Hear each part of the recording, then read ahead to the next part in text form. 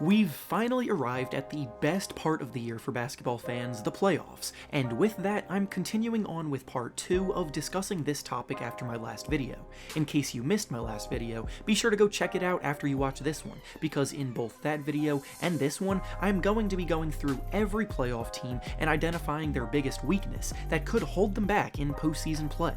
Last video, we ran through the Eastern Conference teams, and in this video, we will now be going through the Western Conference teams. Before we start though, make sure to like the video and subscribe to the channel, as all support is very much appreciated. Now with that being said, let's begin. Starting with the team sitting atop the Western Conference standings, the biggest problem with the Los Angeles Lakers heading into the playoffs is finding scoring outside of LeBron James and Anthony Davis. Those two players have been the driving force of almost all of the Lakers' success, and while they have proven that they can absolutely handle that burden throughout the year, the playoffs are obviously an entirely different ordeal. Plus, in their games played in the bubble so far, the Lakers as a whole haven't exactly demonstrated much dominance going into these games, having only won 3 of the 8 games they played. LeBron is getting older too, so while he has shown time and time again that he can be enough to single-handedly take over a series, it's no longer as much of a sure thing. The team as a whole in the bubble has had the second worst offense, so it's up to guys like Kyle Kuzma, Danny Green, and Dion Waiters, amongst others, to prove that they can take some pressure off of LeBron and Anthony Davis.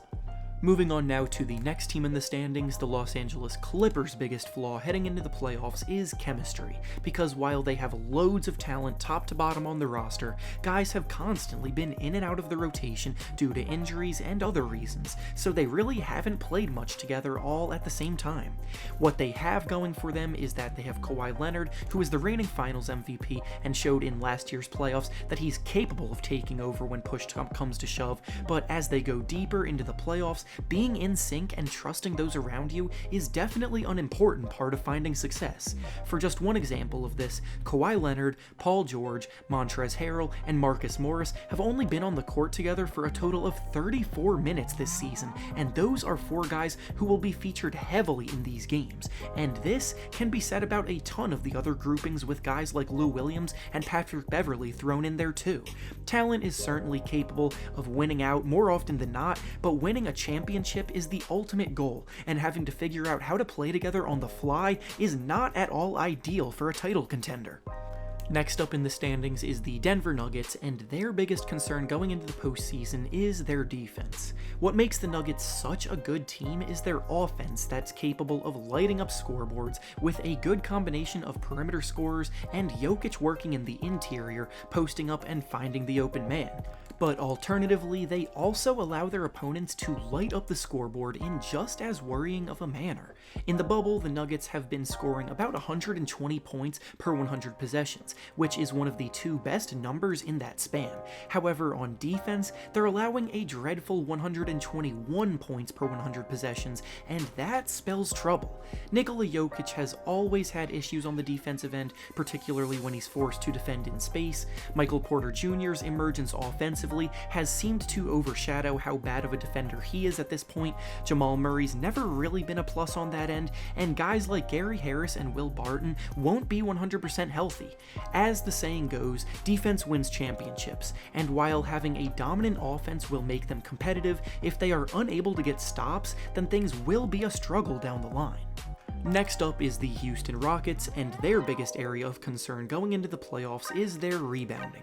For years now, the Rockets have been innovating the way that basketball is played, and in some people's eyes, they've tried to push things too far. Their extreme focus on the three-point line and paint points have seen some incredibly high highs, but it's also resulted in some worrying lows. In fact, they're so bought into this method at this point that they have essentially abandoned all big men in their rotation, with a plethora of guards and wings now bringing a playstyle never really seen before.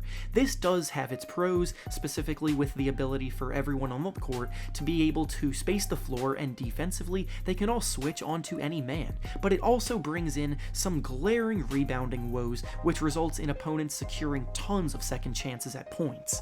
They've been killed on the boards all throughout the bubble, and while they have actually been able to overcome this and compete hard with anyone, the playoffs tend to be more physical and require more around the rim. Next up is the Oklahoma City Thunder, and their biggest weakness heading into the playoffs is their paint production. Attacking the basket and getting easy baskets at the rim is a staple for any playoff success long term, and the Thunder happen to be the worst team in the bubble at doing it. Out of all 22 teams invited back to play, the Thunder ranked dead last in field goal percentage in the paint, and second to last in points in the paint per game. They're led by a solid duo of experience and youth in the backcourt in Chris Paul and Shai Gilgeous-Alexander, but Paul operates mostly on the perimeter and in the mid-range, and Gilgeous-Alexander is still fairly inconsistent when he attacks the basket. Steven Adams usually does a good job manning the middle of the floor, but he's not typically someone relied upon to score a bunch down there, and their wings lack much playmaking ability off the dribble. They're a very good team when it comes to creating open looks outside and converting, but if their shots aren't falling, then getting easy ones close to the basket might be a struggle. Up next is the Utah Jazz, and their biggest area of concern going into the playoffs is finding offensive help throughout the game. The Jazz made some terrific offseason additions to try to address this issue when they added Mike Conley and Bojan Bogdanovic, but unfortunately they are without both right now and might continue to be for the foreseeable future. Bogdanovic is done for the season, and Conley just left the bubble for the birth of his child, so now the Jazz are back to an over-reliance on Donovan Mitchell creating points. They've found some success using Joe Ingles as a point forward, creating for those around him, and in the playoffs, he always turns his level of play up, but the rest of the crew, they need to do more. Jordan Clarkson will definitely be someone who should be primed for a big role. The wings need to knock down their shots when they're open, and Gobert will likely be forced to do more now as well. Mitchell's a very good shot creator, but over the last 2 years, we've seen that this much of an offensive burden can be too much for him, so others need to do their part. And finally, I will be combining the Mavericks and the Trailblazers for the final discussion because they both actually share a very similar problem, with it being their perimeter defense. The Mavericks are a historically great offensive team led by Luka Doncic and Kristaps Porzingis, but alternatively, Luka and the rest of his backcourt running mates struggle to stop opponents from hanging with their onslaught of scoring. In the bubble, the Mavericks' opponents are shooting 40% from 3, and it is very much due to the fact that a lot of the shots are wide open.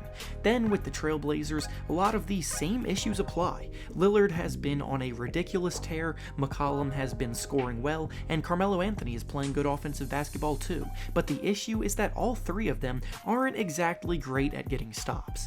The Blazers and the Mavericks are going into postseason play looking very similar, with a lot of high-scoring games because of their lethal scoring ability, but their inability to stop opponents. So if either want to pull off an upset, they'll need to buckle down.